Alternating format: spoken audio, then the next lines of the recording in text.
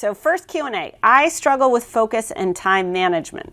Welcome to the club. How do you prioritize tasks throughout the day and the week, and how do I stay focused and diligent on the tasks that don't excite me? Okay. All right. So I too struggle with focus. I think I'm very good at time management, but I also get exhausted by my time management. So my trick, doesn't work for everybody, is I'm a big list person. When I go into a week, typically on Sunday nights, I sit down with my laptop and I'm like, what is everything that I have to get done this week? And I put the shittiest stuff at the top. Like, I need to find a primary care physician and have a physical. Like, last thing I want to do is get a fucking physical, but I need to get a physical. So I put that at the top of my list. I need to go through budget reviews. Don't really want to do that either. Doesn't excite me. That's the second thing on the list. Sometimes I make a list of personal things and a list of work things, and I just work to tick off everything on that list.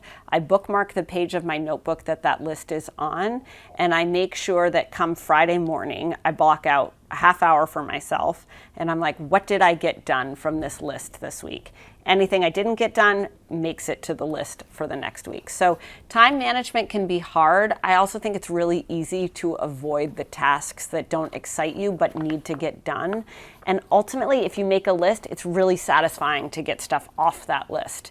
And the sooner you get the bad, annoying, not fun stuff off, you can get yourself focused on the stuff that excites you and makes you happy. Second question is, what's your advice to someone who feels stuck in their career even though they're great at it? I've felt like this actually at moments where from the outside looked really, really, really fun and successful and awesome.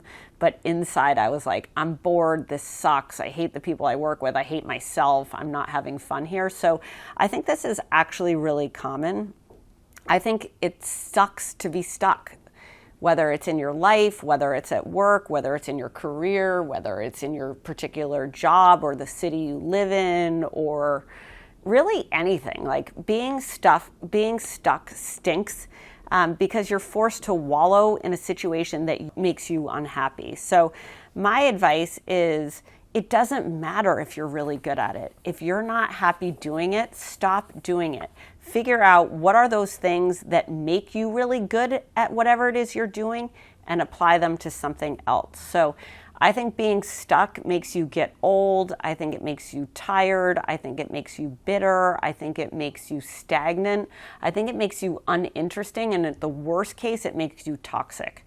So if you're stuck, it doesn't matter how fucking good you are at what you're doing. Don't be stuck. Go find a way to take what you know, take what you do, take who you know, take where you live, take where you work. Take those things and put yourself into a new environment that lets you learn and grow and develop. And you know what? Maybe you'll feel stuck there too, but that's okay. Then move on to the next thing. I think it's good to keep having progress. It's good to have momentum. It's good to be challenged. When you're stuck, you're unhappy. It doesn't mean that what you're going to go to next is going to make you happy. And sometimes change can make people really, really, really uncomfortable. I feel like I've dealt with a crazy ass amount of change in the last year, and it has made me deeply, deeply unhappy. But I'm also at the same time really fulfilled and grateful about where I'm going to come out after having gone through all that change, after getting unstuck. So I think really good things can come out of not being stuck and taking a step into a new place. It doesn't mean it's going to be easy. It doesn't mean it's going to be fun. It doesn't mean you're instantly going to be happy the next second, but it does mean that you're doing something and that you're working on yourself to be fulfilled, and that's ultimately most important. How do you change others' perceptions of you? Example, I'm learning that my male coworkers find me bossy, but really I'm just being assertive and trying to get the work done. Okay, on this one, I think that beauty is in the eye of the beholder. So you may be wanting to get work done, but you're bossy. If people think you're bossy, you're bossy.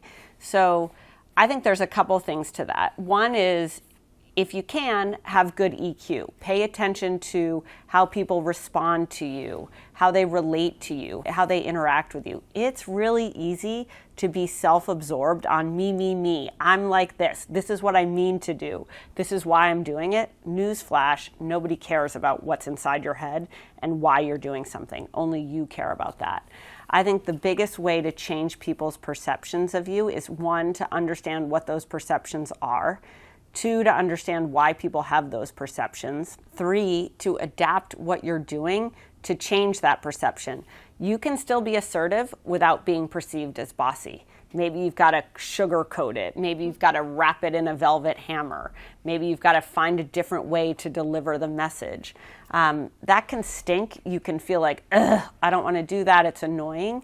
But it's ultimately really important if you care about changing people's perceptions.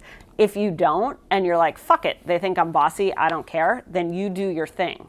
If you do care and you want it to change, then you've got to think about how you can be assertive, how you can advocate for yourself, how you can get the work done without alienating people in the process.